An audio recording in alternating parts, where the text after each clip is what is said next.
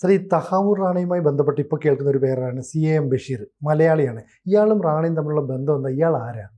ഈ CAM ബഷീർ എന്ന് പറയുന്ന ആലുവക്കാരനാണ്. അദ്ദേഹം ആണ് മുമ്പ് സിമിയിൽ തുടങ്ങി. അത് കഴിഞ്ഞ് മറ്റേ സോളിഡാരിറ്റി എന്ന് പറഞ്ഞൊരു സംഭവമൊക്കെ ഉണ്ടായിരുന്നല്ലോ. ഈ എയർ ഇന്ത്യയിൽ ജോലി ചെയ്തിരുന്ന ആളാണ്. അപ്പോൾ അതൊക്കെ ജോലിയൊക്കെ വിട്ടിട്ട് മുഴുവൻ സമയം സിമി പ്രവർത്തകനായിട്ട് കംപ്ലീറ്റ് തീവ്രവാദത്തിന് ജീവിതം സമർപ്പിച്ച ഒരാളാണ് ആലുവ. കേരളത്തിൽ ഈ തീവ്രവാദി പ്രസ്ഥാനം കെട്ടിപ്പടുത്ത മുത്താപ്പ, തീവ്രവാദി പ്രസ്ഥാനത്തിന്റെ മുത്താപ്പയാണെന്ന് പറയാം. ആലുവ കേന്ദ്രമാക്കിയായിരുന്നല്ലോ അല്ലേ? അതെ, ആലുവയിൽ നിന്നുള്ള ഒരു സാബിറിന്റെ കഥ നമ്മൾ കഴിഞ്ഞ ദിവസം പറഞ്ഞിരുന്നു. റാണയായിട്ട് ബന്ധമുണ്ടെന്ന് അറിയാവുന്നത്. അപ്പോൾ ഈ CAM ബഷീർ 2003 മുളുന്ത് ട്രെയിൻ സ്ഫോടനം, അത് മറ്റേ 12 പേര് കൊല്ലപ്പെട്ടു. അതിൻ്റെ ആസൂത്രകൻ ആണ്. ആ കേസിലെ മുഖ്യപ്രതിയുമാണ്. നമുക്ക് വിട്ടുകിട്ടേണ്ട ഒരാളാണ്. നമ്മൾ വിട്ടുകിട്ടാനായിട്ട് കനേഡിയൻ ഗവൺമെൻറ്റിന് അപേക്ഷ കൊടുത്തിട്ടുമുണ്ട്, മഹാരാഷ്ട്ര സർക്കാർ.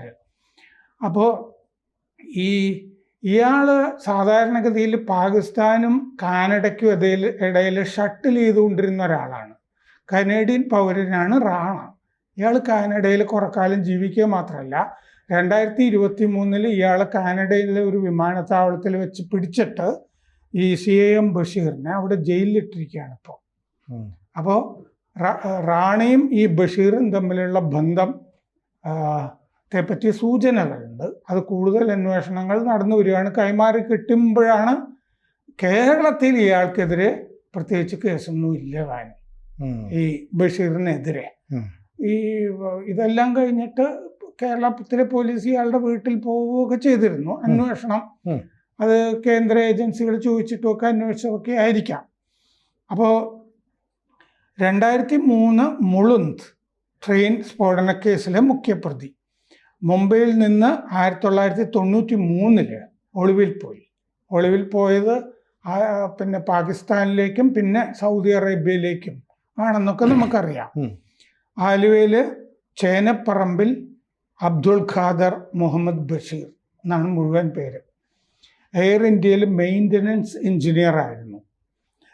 എന്ന് പറഞ്ഞാൽ എയറോനോട്ടിക്കൽ എഞ്ചിനീയറിംഗ്, ചാലക്കുടിയിൽ ഒരു എയറോനോട്ടിക്കൽ എഞ്ചിനീയറിംഗ് കോളേജിൽ നിന്ന് ഡിപ്ലോമ പഠിച്ച ആളാണ്. അങ്ങനെയാണ് എയർ ഇന്ത്യയിൽ ഈ ജോലി കിട്ടിയത്, മെയിൻ്റനൻസ് എഞ്ചിനീയർ ആയിട്ട്. എന്ന് പറഞ്ഞാൽ ഗ്രൗണ്ട് സ്റ്റാഫാണ്. അപ്പോൾ മുളുന്ത് സ്ഫോടനത്തിൽ 12 പേര് കൊല്ലപ്പെട്ടു. 70 പേർക്ക് പരിക്ക് പറ്റിയിരുന്നു. 2023 ജൂൺ 1 ആണ് ഇയാളെ കാനഡ എയർപോർട്ടിൽ പിടിക്കുന്നത്. മഹാരാഷ്ട്ര പോലീസ് ഇയാളെ കൈമാറാനായിട്ട് ആവശ്യപ്പെട്ടു എക്സ്ട്രഡീഷൻ. അതിൽ കാനഡ ഇതുവരെ സമ്മതിച്ച് തന്നിട്ടില്ല. മുംബൈ പ്രത്യേക കോടതിയിൽ ഈ എക്സ്ട്രഡീഷൻ, നമുക്ക് കൈമാറി ഒരാളെ കിട്ടണമെന്നുണ്ടെങ്കിൽ നമ്മൾ ഇവിടുന്ന് രക്തസാമ്പിൾ കൊടുക്കണം തെളിയിക്കാൻ, ഇവിടുത്തെ ബന്ധുക്കളുടെ എടുക്കണം. അപ്പോൾ മഹാരാഷ്ട്രയിൽ പോലീസ് മുംബൈ പ്രത്യേക കോടതിയിൽ ഒരു ഹർജി കൊടുത്തിരുന്നു. ഈ CAM ബഷീറിന്റെ മൂത്ത സഹോദരി സുഹ്റ ബീവി ഇബ്രാഹിം കുഞ്ഞിയുടെ രക്തസാമ്പിൾ എടുക്കാനുള്ള അനുവാദം ചോദിച്ചിട്ടാണ്. അപ്പോൾ അവിടെ കോടതി വിധിച്ചു, ഈ സുഹ്റ ബീവി മൂത്ത സഹോദരിയാ, പോലീസുമായിട്ട് സഹകരിക്കണം എന്ന് ഉത്തരവിടുകയും ചെയ്തിരുന്നു കോടതി. അപ്പോൾ ഈ പാകിസ്ഥാനിലുമൊക്കെ ഉള്ള ഇയാൾ CAM ബഷീർ തന്നെയാണെന്ന് സ്ഥിരീകരിച്ചിരുന്നു. സ്ഥിരീകരിച്ച ശേഷമാണ് അതിൻ്റെ കാര്യങ്ങളൊക്കെ നടന്നത്.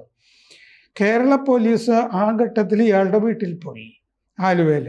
ഇവിടെ പോലീസ് കേസില്ല. ഇയാൾ ഇന്ത്യ വിട്ടത് ഒരു വ്യാജ പാസ്പോർട്ടിലാണ്. പാകിസ്ഥാൻ കാനഡ 2 രാജ്യങ്ങളുടെയും ഇടയിലാണ് ജീവിതം. അങ്ങോട്ടും ഇങ്ങോട്ടും പോയിക്കൊണ്ടായിരുന്നു. ഇപ്പം ജയിലിലാണ്. ഇന്റർപോൾ ഇയാൾക്കെതിരെ നമ്മുടെ പോലീസ് CBI ആവശ്യപ്പെട്ടിട്ട് റെഡ് കോർണർ നോട്ടീസ് പുറപ്പെടുവിച്ചിട്ടുണ്ട്. ISI ആയിട്ട് ബന്ധപ്പെട്ട ആളാണ്, പാകിസ്ഥാൻ്റെ ഇൻ്റലിജൻസ്.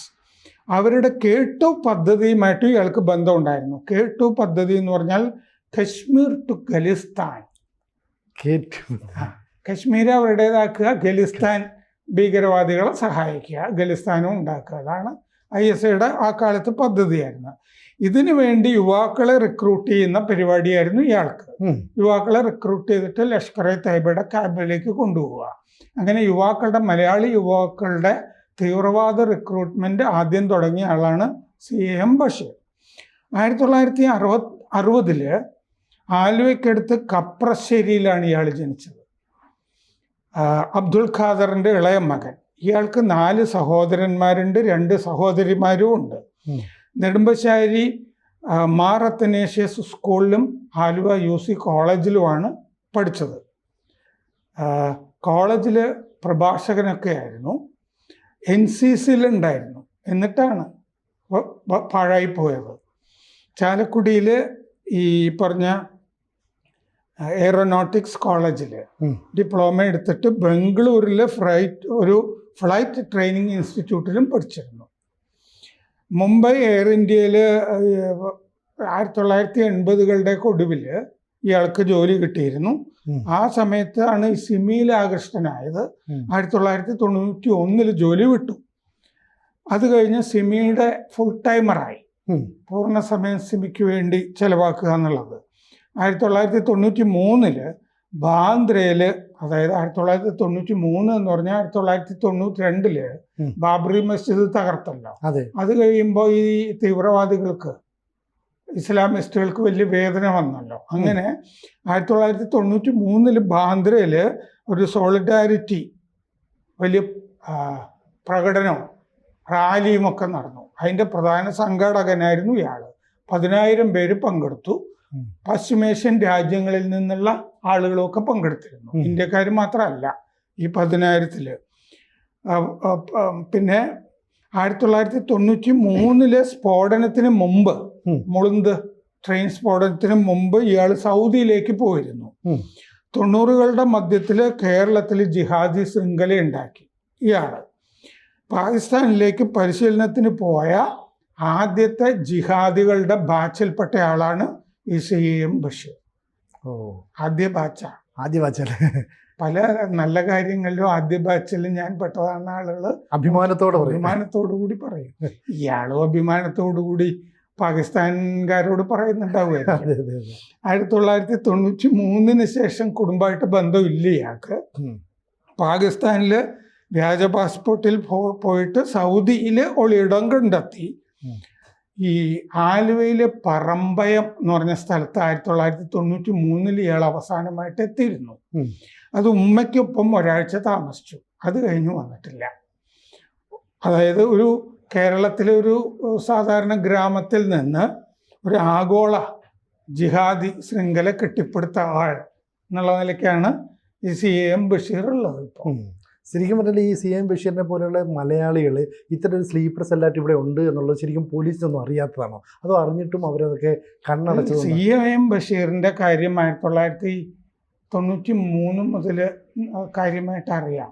ഇയാൾ സിമിയുടെ പ്രവർത്തകനായിരുന്നപ്പോഴും ഒക്കെ അത്യാവശ്യം ഡോസിയറൊക്കെ ഇയാളെ പറ്റി കാണും. പക്ഷെ 1993 ഇയാൾ ഇന്ത്യ വിട്ടല്ലോ വ്യാജ പാസ്പോർട്ടിൽ.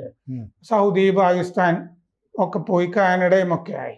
ആ ഘട്ടത്തിൽ ഇയാൾ കാനഡയിൽ ധാരാളം സമയമൊക്കെ ചെലവഴിച്ചിട്ട് ഒരുപക്ഷെ ഈ റാണയെ ഒരു ജിഹാദി പ്രവർത്തകനാക്കി മാറ്റിയത് പോലും ഈ ബഷീറാകാനുള്ള സാധ്യത തള്ളിക്കളയാൻ പറ്റില്ല. കാരണം റാണ ഈ ഡേവിഡ് കോൾമാൻ ഹെഡ്ലിയെ വെച്ച് നോക്കുമ്പോൾ ചെറിയ മീനാണ്. അപ്പോൾ ചെറിയ മീനുകൾ വലിയ മീനുകളെ കാണുമല്ലോ. അതെ, ആ റൂട്ടിലാണ് പോകുന്നത്. അതുകൊണ്ട് ബഷീറിന് കാനഡയിൽ കണ്ടിരിക്കാനുള്ള സാധ്യത തള്ളിക്കളയാൻ പറ്റില്ല. 1990 മുതൽ ഇവിടെ ഇല്ല. ഇപ്പം 65 വയസ്സായി. വളരെ ചെറുപ്പത്തിലേ ഇവിടുന്ന് പോയി. ഇവിടെ സ്ഫോടനത്തിൽ പിടികിട്ട പുള്ളിയാണ്. മുളുന്ത് സ്ഫോടനത്തിൽ 12 പേരെ കൊന്നാണല്ലോ. അതെ. അപ്പോൾ അതുകൊണ്ട് ഇയാളെപ്പറ്റി നല്ല ധാരണയുണ്ട്. ഞാനും ഈ അന്വേഷണകരിൽ നിന്നുള്ള വിവരമാണ് പറയുന്നത്. ഇത്രയും ഡീറ്റെയിൽസ് അവർ കണ്ടുപിടിച്ചെടുത്തിട്ടുള്ളതാണ്. കേരള പോലീസും അന്വേഷിച്ച് കാര്യങ്ങൾ കൊടുത്തിട്ടുണ്ട്. അവസാനം എത്തിയത് ഇവിടെയാണെന്ന് നമുക്കറിയാം. രേഖകളിൽ പറയുന്നത് ഇയാൾക്ക് അത് കഴിഞ്ഞ് കുടുംബമായിട്ടൊരു ബന്ധമില്ലെന്നാണ്. അവിടെ മാത്രമാണ് എനിക്ക് സംശയമുള്ളത്. ഈ തഹാവൂർ റാണ എന്ന് പറയുന്ന ആൾ പാകിസ്ഥാനിൽ ജനിച്ചു വളർന്നതാണ്. അയാൾക്ക് ഈ സഹായം കൊടുത്തത് ഇന്ത്യയിലുള്ള ഇപ്പോൾ ഈ ബഷീർ ആയിക്കോട്ടെ, നേരത്തെ പറഞ്ഞ നമ്മൾ മറ്റു ആലുവക്കാരുടെ കാര്യം പറഞ്ഞു സാബിർ. അപ്പോൾ ഇവരൊക്കെ നൽകുന്ന വിവരങ്ങളുടെ അടിസ്ഥാനത്തിലായിരിക്കില്ലേ ഇവർക്ക് സത്യത്തിൽ ഇന്ത്യയിൽ ഇങ്ങനെ ഒരു സ്ഫോടനം നടത്താനോ ഇങ്ങനെ ഒരു പ്രശ്നം ഉണ്ടാക്കാനോ ഉള്ള ഒരു അവസരം കിട്ടുക? അപ്പോൾ NIA അന്വേഷണം ഈ രീതിയിലേക്ക് നീളുമെന്ന് നമുക്ക് പ്രതീക്ഷിക്കാമോ? അതെന്താണെന്ന് വെച്ചാൽ ഒരാളെ കൂടെ പ്രൊട്ടക്റ്റഡ് വിറ്റ്നസ് എന്ന് പറയുന്ന ആളിലെ വിറ്റ്നസ് ബി എന്ന് പറഞ്ഞ ആളെ ഇരുത്താൻ പോകുന്നുണ്ട് ഈ റാണയുടെ കൂടെ. റാണ ഒരുപാടങ്ങ് സഹകരിച്ചിട്ടില്ല, ഖുറാനും പേനയൊക്കെ ചോദിച്ചിട്ടുണ്ട്. അപ്പോൾ ഈ അയാൾ പൊട്ടിപ്പോകുന്ന നിമിഷങ്ങൾ വരാൻ പോകുന്നേ ഉള്ളൂ ഈ ആളുകളെ കൂടെ ഇരുത്തുമ്പോൾ. അപ്പോൾ ആ പ്രൊട്ടക്റ്റഡ് വിറ്റ്നസ് എന്ന് പറയുന്ന ആൾ ഇന്ത്യക്കാരൻ തന്നെയാണ്. ഹെറ്റ്ലിയെയും റാണിയെയും നന്നായിട്ട് അറിയുന്ന ആളാണ്. ഹെറ്റ്ലിയെ സ്വീകരിച്ചത്, ഹെറ്റ്ലിക്ക് താമസമൊരുക്കിയത്, ഹെറ്റ്ലി അവിടെ ഈ ജവാഡ് ഹൗസ്, താജ് ഇതിൻ്റെയൊക്കെ പടങ്ങൾ എടുക്കുമ്പോൾ അത് ലഷ്കറേക്ക് അയച്ചു കൊടുക്കാനായിട്ട് സൗകര്യങ്ങളൊക്കെ ഒരുക്കിയ ആണ് ഈ റാണയുടെ കൂടെ ഇരുത്താൻ പോകുന്നത്.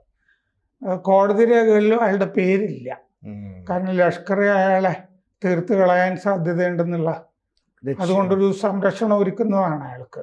വിറ്റ്നസ് ബി അയാളെ കൂടെ താമസിയാതെ ഇരുത്തും, പിന്നെ കുറച്ച് കൂടുതൽ ആളുകളെയും ഇരുത്തും എന്നാണ് കേൾക്കുന്നത്. എന്നുവെച്ചാൽ ചുരുളൊക്കെ അഴിയും നമുക്ക് ഏകദേശം ഉറപ്പിക്കാം. കൂടുതൽ വാർത്തകളും വിശേഷങ്ങളും നിങ്ങളിലേക്ക് എത്താൻ ABC മലയാളം സബ്സ്ക്രൈബ് ചെയ്യുക, ബെൽബട്ടനും അമർത്തുക.